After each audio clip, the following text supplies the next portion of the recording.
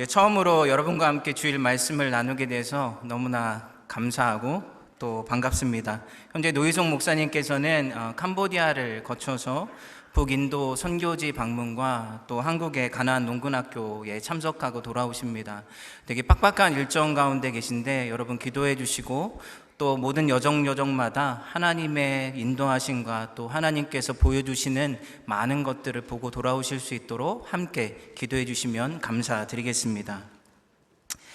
저희가 이번 주와 다음 주에는 요나의 이야기를 좀 살펴보려고 합니다. 요나의 이야기는 구약에서 굉장히 흥미로운 이야기 중에 하나입니다. 사람들이 요나서의 디테일한 이야기들은 잘 몰라도 요나서 하면 생각나는 이야기가 한 가지 있습니다. 그게 무엇이죠? 요나와 큰 물고기 이야기죠. 요나서에 보면 큰 물고기가 요나를 삼켰다라는 그 이야기는 사람들이 다 기억을 하고 있습니다. 자, 그런데 이 물고기 이야기가 굉장히 커 보이지만 이 요나서에서 이야기는 사실은 하나님에 대한 이야기입니다. 또 요나서를 이렇게 읽어가다 보면 우리는 요나가 얼마나 대단한 사람인지를 또한 보게 됩니다. 이 처음부터 끝까지 이 불평과 불순종의 진수를 보여주죠. 그래서 나중에 보게 되면 심지어 불순종으로 인해서 죽게 되었는데도 요나는 하나님 앞에 회개하기를 거부합니다. 혹시 여러분들 중에서 하나님 앞에 제대로 불순종을 해야겠다라고 생각하시는 분들은 이 요나를 벤치마킹 하시면 됩니다. 그러면 여러분도 요나처럼 이 목이 곧은 백성이 될 수가 있습니다. 자, 그런데 요나서의 초점은 이 요나의 불순종에 대한 이야기에 있지 않고 하나님에 대한 이야기에 있습니다. 이 불순종하는 요나를 끝까지 포기하지 않으시는 하나님, 그리고 끝까지 찾아오셔서 설득하시는 그 하나님의 놀라운 모습에 초점이 놓여져 있습니다. 그래서 이 이야기를 읽다 보면 거기에는 저의 이야기가 있고 여러분의 이야기가 있습니다. 또 그럼에도 불구하고 우리를 끝까지 사랑하시는 하나님의 이야기를 우리는 볼 수가 있습니다. 우리 요나서의 이야기를 통해서 인간의 완고함과 미련함, 그럼에도 불구하고 우리를 끝까지 사랑하시고 우리를 찾아오시는 하나님을 만나시는 여러분이 되시기를 소원합니다. 먼저 첫 번째로 이 요나서 초반부에는 하나님으로부터 도망치는 요나의 이야기가 기록되어 있습니다. 우리 1절과 2절 말씀을 같이 한번 읽도록 하겠습니다. 시작. 여호와의 말씀이 아미떼의 아들 요나에게 임하니라. 이르시되 너는 일어나 저 큰 성읍 니느웨로 가서 그것을 향하여 외치라. 그 악독이 내 앞에 상달되었음이니라 하시니라. 요나는 북이스라엘의 선지자였는데 열왕기하를 보게 되면 하나님의 말씀을 여러 번 받아서 또 그것대로 예언을 하고 예언이 성취되는 것을 보게 됩니다. 자, 이번에도 하나님의 말씀이 요나에게 임하게 되는데 이번에는 어떠한 말씀을 주고 계십니까? 니느웨로 가서 하나님의 심판을 선포하라는 내용입니다. 이 니느웨는 아수르의 굉장히 대표적인 도시 중에 하나였습니다. 그리고 그 사이즈가 이 직경으로 쭉 걸어가게 되면 약 13km 이상을 걸어가야 되기 때문에 그 당시 도시로서는 굉장히 크고 중요한 도시였습니다. 그런데 니느웨는 악한 도시였습니다. 우리가 1장에는 자세히 기록되어 있지 않지만 그 악독의 내용을 3장에 가서 보게 되면 악한 길과 손으로 행한 강포, 즉 폭력이라고 이야기를 하고 있습니다. 고대 역사를 좀 살펴보게 되면 이 니느웨가 얼마나 악독하고 잔인한 도시였는지, 예를 들어서 전쟁을 하고 나서 포로를 잡게 되면 포로의 입술을 뜯거나 아니면 손목을 잘라버립니다. 어떤 경우에는 산채로 가죽을 벗기거나 아니면 목을 잘라가지고 이 산더미처럼 쌓아놓고는 그거를 전시하기도 했다고 합니다. 하나님께서는 그 끔찍한 도시, 악을 저지르고 있는 그 니느웨를 향해서 하나님께서는 하나님의 심판을 선포하라고 요나를 부르고 계시고 있습니다. 자, 그런데 요나의 반응이 무엇입니까? 이 성경은 요나의 모습을 너무나 재밌게 보여주고 있습니다. 하나님께서 일어나 니느웨로 가라 라고 말씀하시니까 요나는 일어나서 도망을 치죠. 자, 재빨리 욥바로 내려가는데 욥바는 그 당시에 많은 곳으로 갈 수 있는 큰 항구 도시였습니다. 자, 거기서 티켓팅을 하는데 가자마자 제일 먼 곳 다시스요 하고는 티켓을 사가지고는 배를 타고 다시스로 가려고 하는 것입니다. 여러분, 성경에 많은 불순종에 대한 이야기가 나와 있지만 이 요나의 이야기는 굉장히 특별합니다. 특별한 이유가 무엇이냐면 요나는 단 한마디도 하지 않고 도망을 치죠. 보통 하나님에게 불평을 하거나 원망을 하거나 말대꾸를 하거나 뭔가 이런 인터액션이 있어야 되는데 그것이 전혀 없고 무조건 하나님으로부터 도망을 칩니다. 보통은 하나님을 잘 몰라서 우리가 불순종을 하는데 이 요나의 이야기를 보면 하나님을 너무나 잘 알고 있기 때문에, 하나님이 원하시는 것이 무엇인지를 너무나 잘 알고 있기 때문에 요나는 도망을 치고 있는 것입니다. 여러분, 우리의 삶을 돌아보면 우리의 삶에도 이 요나처럼 불순종할 때가 참 많이 있습니다. 우리가 하나님의 뜻을 몰라서 불순종을 하는 것이 아니죠. 우리는 하나님의 뜻이 어디 있는지 잘 알고 있습니다. 우리는 하나님께서 이 세상을 향한 얼마나 많은 긍휼과 애통을 가지고 이 세상을 바라보시는지를 알고 있습니다. 하나님께서 우리를 향해서 저 니느웨와 같은 사람들, 그리고 니느웨와 같은 땅을 향하여서 그것을 향해 달려가 가지고 하나님의 사랑과 심판을 선포하기를 원하신다는 사실도 잘 알고 있습니다.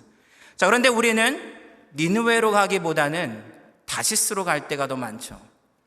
우리는 하나님이 원하시는 곳으로 가기보다는 우리가 원하는 곳으로 갈 때가 더 많다는 사실입니다.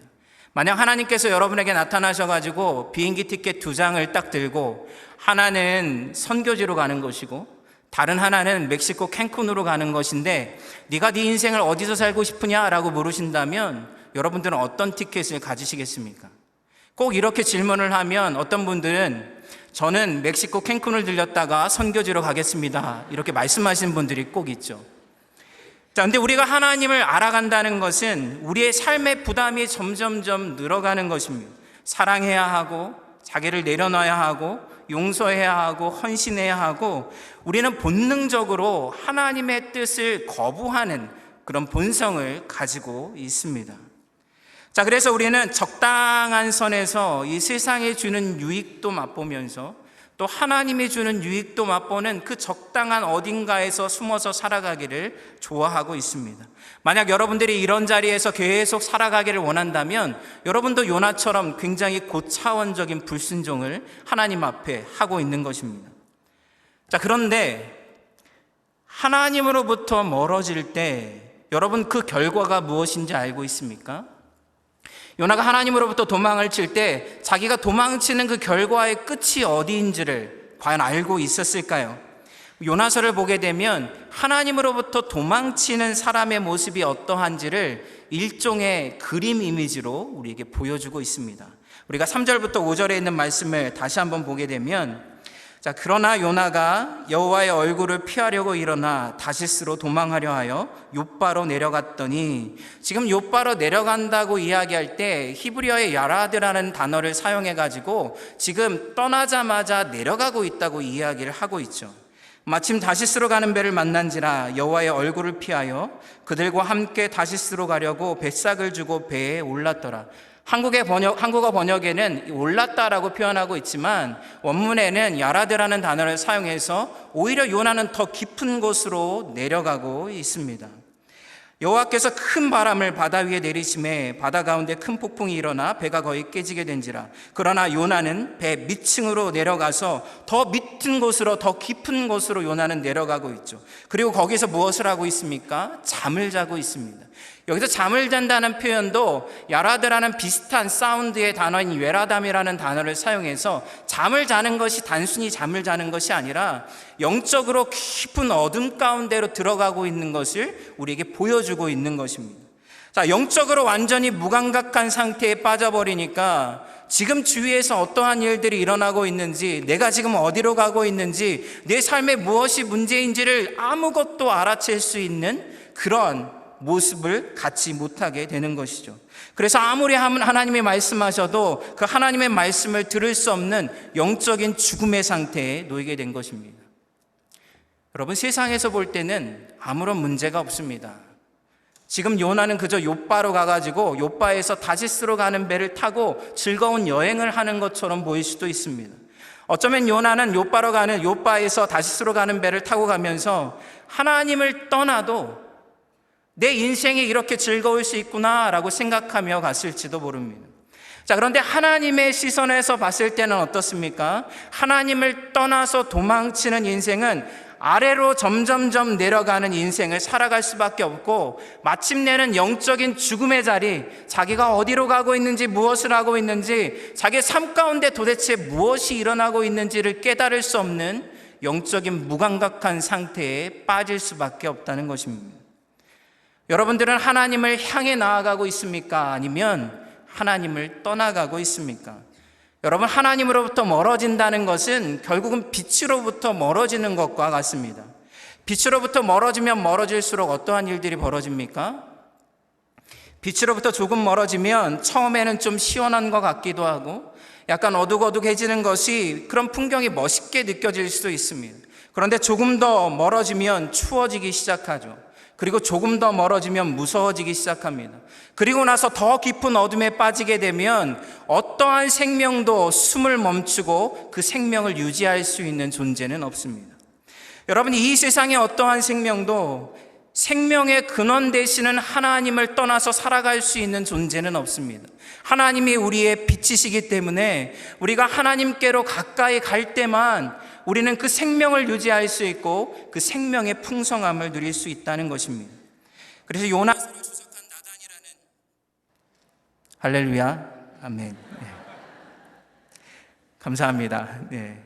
자, 그래서 요나서를 주석한 나단이라는 랍비는 이 본문을 주석하면서 하나님으로부터 도망치는 요나의 행위를 자살행위다라고 이야기를 합니다. 여러분, 정확한 표현 아닙니까? 하나님으로부터 떠나는 어떠한 행위도 그 길이 편해 보이고 그 길이 즐거워 보이고 때로는 그 길이 쿨해 보여도 하나님으로부터 떠나는 모든 길은 결국 영적인 죽음에 이를 수밖에 없는 길이라는 사실입니다. 사랑하는 성도 여러분, 하나님께로 더 가까이 나아가시는 여러분의 삶이 되시기를 바랍니다. 다시스로 가는 길은 하나님이 함께 가시는 길입니다. 그 길에는 생명이 있고 그 길에는 소망이 있습니다. 우리가 원하는 삶을 살아가기 시작할 때에는 그것이 우리를 살리는 것이 아니라 우리를 오히려 영적인 죽음에 이르게 한다는 사실입니다. 하나님을 떠나는 길이 곧 우리를 죽음으로 향하게 하는 길이라는 사실을 기억하시고 날마다 하나님의 말씀에 순종하시는 여러분이 되시기를 소원합니다. 자, 이렇게 죽음을 향해 달려가는 요나를 보면서 그냥 하나님이 내버려 두시면 얼마나 편하실까요? 근데 하나님은 그렇게 하지 않으시고 요나가 도망을 칠 때 하나님은 요나를 추적하기 시작합니다. 이 존 스토츠가 쓴 나는 왜 그리스도인이 되었는가라는 책을 보게 되면 하나님을 천국의 사냥개와 같은 모습으로 우리를 따라오신다, 우리를 만나주신다라고 이야기를 합니다. 여러분, 사냥개가 먹이를 쫓는 모습을 본 적이 있으십니까?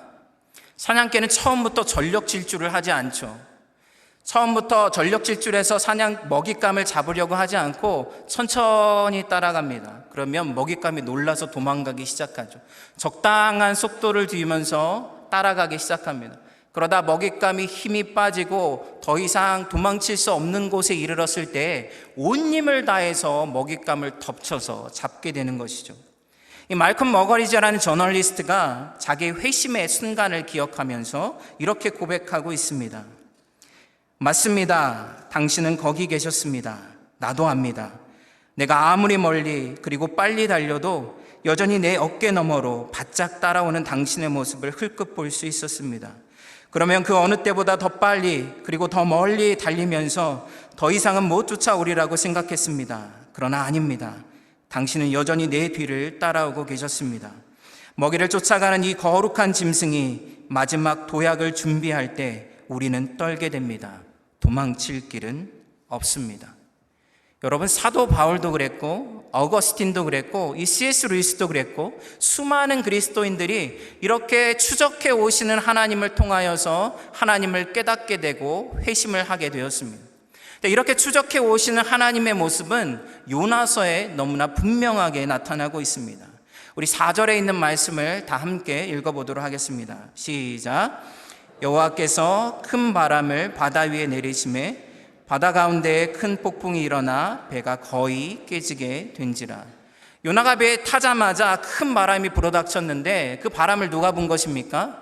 하나님이 부셨습니다. 그래서 배가 거의 부서지게 되었습니다. 여러분, 이 거의라는 말이 너무나 은혜롭지 않습니까? 믿는 자들에게는 거의의 은혜라는 것이 있습니다. 거의 죽게 되었지만, 거의 무너지게 되었지만, 거의 쓰러지게 되었지만 하나님이 우리를 붙드셔서 우리는 쓰러지거나 넘어지거나 무너지지 않게 되는 것입니다. 하나님이 폭풍을 보내시는 이유는 우리를 멸망시키려고 하는 것이 아닙니다. 하나님이 우리에게 폭풍을 보내시는 이유는 우리를 찾아오시기 위함이고 우리를 만나주시기 위함이라는 사실입니다. 자, 이렇게 폭풍으로 난리가 났는데 요나는 무엇을 하고 있습니까? 더 깊은 곳으로 내려가서 잠을 자고 있습니다. 웬만해서는 이렇게 잠을 잘 수가 없죠. 큰 바람과 폭풍에 배가 거의 깨어지게 되었는데 이 순간에 잠을 잘 수 있다는 것은 그냥 육체적인 잠이 아니라 영적으로 깊은 잠에 빠졌다는 것을 이야기하고 있습니다. 그래서 하나님께서 어떻게 하십니까? 하나님은 선장을 통해서 요나를 깨우십니다. 6절에 있는 말씀을 보니까 선장이 그에게 가서 이르되 자는 자여 어찌함이냐 일어나서 내 하나님께 구하라 혹시 하나님이 우리를 생각하사 망하지 아니하게 하시리라. 여러분, 완전히 거꾸로 된 건 아닙니까? 원래 선지자는 영적으로 잠자는 사람들을 깨우는 것이 선지자죠. 자, 그런데 선지자가 영적으로 잠자고 있으니까 불신자가 오히려 선지자를 깨우고 있는 모습인 것입니다. 일어나라, 일어나서 너희 하나님을 찾으라. 네가 죽게 된 것을 알지 못하느냐? 하나님께서 이 선장의 입을 통하여서 요나를 추적하시며 요나에게 말씀하고 있는 것입니다. 몇 년 전에 크리스찬 신문에 어떤 인터뷰 기사가 실렸습니다. 누구와 인터뷰를 했냐면 어떤 용하다는 점쟁이하고 인터뷰를 했습니다.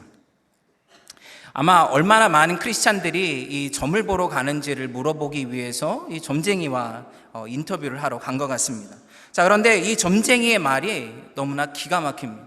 뭐라고 하냐면 제발 좀 기독교인들이 교회를 열심히 다녔으면 좋겠습니다 라는 것입니다. 많은 이 세상에 있는 종교들은 기복신앙의 근거를 두고 있습니다. 그래서 자기가 믿는 신들에게 자기가 원하는 것을 요구하고 받는 것이 신앙이지만 기독교의 신앙은 예수 그리스도의 사랑을 전하는 것이 아닙니까? 그런데 오늘날 많은 그리스도인들이 하나님의 사랑을 전하고 실천하기보다 자기의 영화를 위해서 살아가고 있다는 이야기를 하는 것입니다. 그러면서 제발 좀 입으로만 외치지 말고 자기의 삶으로 사랑을 실천하라 라고 강조하는 것입니다. 제가 이 이야기를 들으면서 정말 이 점쟁이가 용하구나 라는 생각을 했습니다. 얼마나 용하길래 이 깊은 진리를 깨달을 수 있었을까? 여러분, 우리가 그것을 실천하면서 이 세상을 향해 어떻게 살아야 하는지, 하나님의 뜻은 무엇인지, 어떻게 살아야 이 세상이 정말 복된 삶을 살아갈 수 있을지를 우리가 이야기해야 함에도 불구하고 기독교인들이 그런 삶을 살아가고 있지 못하니까 정말 말도 안 되는 사람의 입을 통하여서 우리를 깨우시고 있다는 생각을 우리는 하게 됩니다. 자, 요나가 그 지경이 되었는데 전혀 깨닫고 있지 못하죠. 그래서 제비를 뽑게 됩니다. 제비를 뽑는다는 것은 그 당시에 잘못을 누가 진짜로 잘못했는지를 찾아내는 행위라기보다 누군가에게 잘못을 뒤집어 씌우려고 하는 행위이죠. 그래서 배가 무너지게 되었을 때에 누군가에게 책임을 지워서 그 사람으로 인해서 자기들이 피해를 벗어나기 위해서 하는 행위가 제비뽑기였습니다. 자, 그런데 제비를 뽑았는데 누가 걸립니까? 요나가 걸리죠. 하나님은 이 말도 안 되는 우연 같은 상황을 통해서도 요나를 찾아오고 있습니다. 자, 그래서 더 이상 피할 수 없는 상황, 더 이상 숨을 수 없는 곳에 이르게 되자 요나는 그제서야 이 모든 일들 가운데 하나님이 자기를 쫓아오셨음을 고백하게 됩니다. 자, 우리 9절과 10절 말씀을 같이 한번 읽어보겠습니다. 시작. 그가 대답하되 나는 히브리 사람이요 바다와 육지를 지으신 하늘의 하나님 여호와를 경외하는 자로라 하고 자기가 여호와의 얼굴을 피함인 줄을 그들에게 말하였으므로. 자, 이런 요나의 말을 보고 입만 살았다라고 이야기를 하는 것이죠. 여러분, 지금 이 폭풍 가운데 죽게 된 상황은 누구 때문에 이뤄진 것입니까? 자기가 하나님을 떠났기 때문인데 자기가 이야기하기를 나는 여호와를 경외하는 자로다라고 말하고 있습니다. 자, 우리가 이 정도 상황이 되면 여러분, 우리가 기대하는 것은 무엇입니까? 요나가 하나님 앞에 바짝 엎드려서 자기가 죽게 된 것을 깨닫고 하나님 앞에 눈물과 콧물을 흘리면서 회개하기를 우리는 기대하지 않습니까? 자, 그런데 요나의 대답은 무엇이냐면 자기를 들어서 바다에 던지라는 것입니다. 나를 죽이면 이 모든 문제가 해결될 것이기 때문에 나를 차라리 바다에 던져라 라고 이야기를 하고 있습니다. 요나가 얼뜻 보기에 회개를 하는 것 같지만 요나를 회개를 하고 있는 것이 아닙니다. 오히려 자기의 인생을 그냥 포기하고 있습니다. 하나님 앞에 이 지경이 됐으면 돌아와야 함에도 불구하고 요나는 자기의 인생을 그냥 내던지고 있는 것입니다. 요나의 이야기를 보면서 어떻게 이렇게 무모할 수 있을까? 어떻게 하나님이 주신 사명도 던지고 심지어는 자기에게 주신 그 생명마저도 이렇게 하찮게 여기면서 그 모든 것을 내던질 수 있을까라는 생각을 해보게 됩니다. 그 무모함은 어디서 오는 것일까요? 아마도 우리가 지금 가지고 있는 이 생명을 하나님이 그저 값없이 주셨기 때문인 것 같습니다. 여러분, 수고하고 노력해서 돈을 번 사람과 이 수고하지 않고 돈을 번 사람들은 돈을 쓰는 것이 다릅니다. 수고하고 열심히 노력해서 어렵게 돈을 번 사람은 돈을 흥청망청 쓰지 않죠. 그런데 쉽게 돈을 번 사람들은 돈을 쉽게 쓰고 흥청망청 써버리게 됩니다. 여러분, 마찬가지 아닙니까? 우리가 가지고 있는 이 생명은 하나님이 우리에게 주신 놀라운 선물입니다. 우리가 그것을 얻기 위해서 한 것이 아무것도 없죠. 그럼에도 불구하고 우리에게 이 놀라운 생명을 주셨는데 하나님이 우리에게 거저 주셨기 때문에 이 세상에 살아가는 우리가 그 생명의 소중함도 모르고 이 생명을 주신 하나님 앞에 감사하지도 않고 살아가고 있는 것입니다. 자기의 생명의 소중함을 모르는 사람이 다른 사람의 생명의 소중함을 알 리가 없죠. 자기의 생명을 이렇게 하찮게 여기는 요나가 어떻게 니느웨 사람들을 사랑하는 하나님의 마음을 이해할 수 있겠습니까? 자, 그럼에도 불구하고 하나님은 요나를 끝까지 붙드십니다. 큰 물고기를 준비하셔서는 요나를 삼키게 하시죠. 그래서 2장에 가서 보게 되면 하나님은 요나가 원하는 대로 바다의 깊숙한 곳으로 끌고 내려가십니다. 요나는 거기서 자기의 죽음의 문턱에 이르러서 하나님의 자비와 은혜가 사라진 곳에 이르렀을 때에 그때야 비로소 두려움을 갖게 되고 하나님 앞에 회개하고 돌아오게 되는 것입니다. 이 모든 과정을 통하여서 하나님께서 요나에게 가르쳐주고 싶어 하는 것은 무엇이었을까요? 하나님의 어떠한 마음을 깨닫기를 원하셨을까요? 하나님께서는 요나에게 내가 너를 그토록 사랑하고 내가 너를 그토록 붙드는 모습을 보면서 내가 이 세상을 향해 품고 있는 마음을 깨닫기를 원하셨을 것입니다. 요나만 사랑하는 것이 아니라 이 세상의 모든 것들을 하나님이 끝까지 포기하지 않고 사랑한다는 것을 하나님께서는 깨닫기 원하셨을 것입니다. 우리는 요나서 1장에서 하나님을 떠나서 끝까지 도망을 치려는 인간의 완고한 모습을 보게 되죠. 그러나 그 반대에 끝까지 도망치는 사람을 쫓아가면서 인간을 구원하기를 원하시는 하나님의 모습을 발견하게 됩니다. 어떻게 보면 이 세상의 역사는 도망치는 사람과 그들을 구원하려고 쫓아가시는 하나님의 사랑의 역사가 만나는 곳인지도 모르겠습니다. 여러분, 죽음을 향해 달려가는 인간을 하나님이 어떻게 되돌리실 수 있을까요? 오늘 요나가 우리에게 가르쳐주는 것은 무엇입니까? 인생의 큰 풍랑을 통해서입니다. 그 큰 풍랑은 우리의 모든 것을 버리게 하고 심지어는 우리의 생명을 잃어버리게도 할 수가 있습니다. 근데 우리의 삶을 가만히 들여다보면 여러분, 우리의 모든 사람들은 다 인생의 큰 풍랑을 만나고 살아가는 것과 같습니다. 때로는 우리가 잔잔한 풍랑을 여러 번 만나고 우리의 인생을 살아가지만 어떻게 보면 우리가 살아가고 있는 인생 전체가 하나님께서 우리에게 보내시는 풍랑일 수도 있습니다. 우리는 계속해서 무언가를 얻어가고 쌓아가는 것이 아니라 우리의 삶을 돌아보면 우리는 계속해서 무언가를 잃어가면서 살아가고 있습니다. 시간이 흐를수록 젊음도 잃어가고 우리의 시간도 사라져가고 관계도 사라져가고 그리고 우리가 할 수 있는 모든 일들도 점점점 사라져가게 되죠.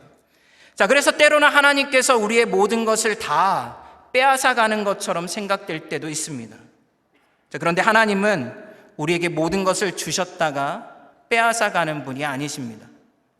아까 말씀드렸던 나는 왜 기독교인이 되었는가라는 그 책에 보게 되면 이 프랜시스 톰슨이라는 사람이 이야기가 나옵니다. 이 사람은 마약 중독자였다가 자신을 끝까지 찾아오시는 하나님을 만나고 나서 회심을 하게 되죠. 그리고 나서 지은 시가 천국의 사냥개 Hound of Heaven이라는 그런 시를 쓰게 됩니다.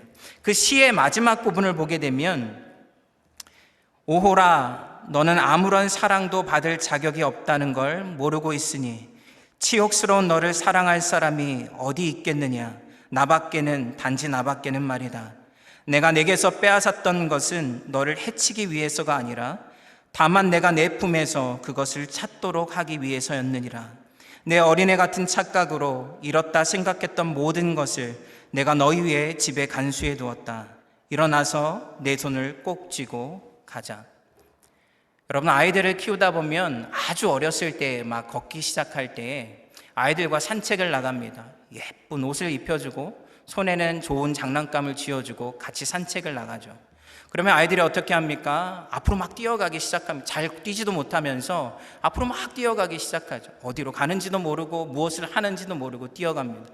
가다가 신발 한 짝도 잃어버리고 가다가 손에 들고 있던 장난감도 놓쳐버리고 막 정신없이 가기만 합니다. 그럴 때 부모님들이 어떻게 합니까? 뒤에서 잃어버린 것들을 하나씩 주워 담습니다. 그리고 가방에 넣죠. 그리고 집으로 가져갑니다. 잃어버렸다고 생각했던 모든 것들이 다 집에 가면 있습니다. 여러분, 이 세상에서 우리가 무언가를 잃어버리면서 살아가는 것 같죠? 때로는 하나님께서 우리의 모든 것을 빼앗아가는 것처럼 느껴질 때도 있습니다. 때로는 큰 풍랑이 일어서 모든 것을 버려야 하고 심지어는 우리의 목숨의 위협을 당할 때도 있습니다. 자, 그런데 염려할 것이 없습니다. 염려할 것이 없습니다. 우리는 잃어버리는 것이 없습니다. 아버지 집에 가면 다 있습니다. 아버지와 함께 가기만 하면 됩니다. 아버지를 잃어버리지만 않으면 됩니다. 이 모든 일들은 우리를 끝까지 사랑하시는 하나님이 우리를 만나시고 우리를 붙드시기 위한 하나님의 은혜라는 사실입니다. 사랑하는 여러분, 우리가 인생의 큰 풍파를 만나지만 하나님은 그 풍파 속에서 우리를 기다리고 있습니다. 폭풍 속에서 끊임없이 우리가 가지고 있는 모든 세상의 것들을 내려놓기를 원하십니다. 하나님은 폭풍 속에서 우리가 하나님만을 철저히 의지할 수 있는 기도를 배우기를 원하십니다. 그리고 비로소 우리가 주의 말씀에 순종하기 시작할 때에 그 폭풍보다도 그 폭풍송을 달려오시면서 우리를 만나시는 하나님을 보게 되고 그리고 우리를 사랑하시는 하나님의 놀라운 사랑에 감동하게 됩니다. 한 가지 이야기만 하고 설교를 마치도록 하겠습니다. 여러분, 요나의 이야기에는 백그라운드 뮤직이 흐르고 있습니다. 막 하나님을 향해 삿대질을 하고 또 도망을 치고 그리고 막 물에 빠지고 풍랑이 일고 이런 폭풍과 같은 모습 속에서 그 뒷배경에 잔잔히 흐르는 음악이 하나 있습니다. 여러분, 요나의 이름의 뜻이 무엇인지 아십니까? 요나라는 이름의 뜻은 비둘기라는 뜻입니다. 비둘기. 그래서 그 솔로몬의 아가서를 보게 되면 솔로몬이 자기가 사랑하는 여인을 향해서 내 비둘기여라고 이야기를 하게 되죠. 오늘 집에 가셔서 남편과 아내 이렇게 여보 혹은 뭐 허니 이렇게 부르지 마시고 내 비둘기여 이렇게 한번 불러보시기 바랍니다. 그게 성경이 우리에게 가르쳐주는 애칭입니다. 자, 그런데 요나서는 하나님을 반역하고 불순종하는 끝까지 도망치는 모습을 보게 되죠. 그런데 하나님은 그 인간을 향하여서 요나야 요나야 내 사랑하는 자야 내 사랑하는 자야 끊임없이 애타게 하나님이 부르고 있다는 사실입니다. 영화에서 이 배경음악이 흐르게 될 때에 여러분 아무리 무서운 장면이 나와도 배경음악이 막 밝고 경쾌한 음악이 흐르게 되면 그것은 코미디나 해피엔딩으로 끝나게 됩니다. 그런데 아무리 평안하고 좋은 장면이 나와도 그 뒷배경에 무서운 음악이 흘러가기 시작하면 그것은 반드시 공포물로 바뀌게 되어 있습니다. 그런 것처럼 요나서를 히브리어로 읽었던 사람들은 요나서의 이 요나라는 이름을 통하여서 요나에게 아무리 끔찍한 일이 일어나고 있어도 요나가 절대로 절망할 수 없음을 알고 있었습니다. 여러분, 이 세상을 들여다보면 우리의 눈에 보이는 것과는 다르게 하나님이 우리를 사랑하시는 놀라운 사랑의 음악이 온 세상을 가득 채우고 있습니다. 그래서 그 사랑의 음악을 듣는 사람들은 절대로 절망할 수가 없습니다.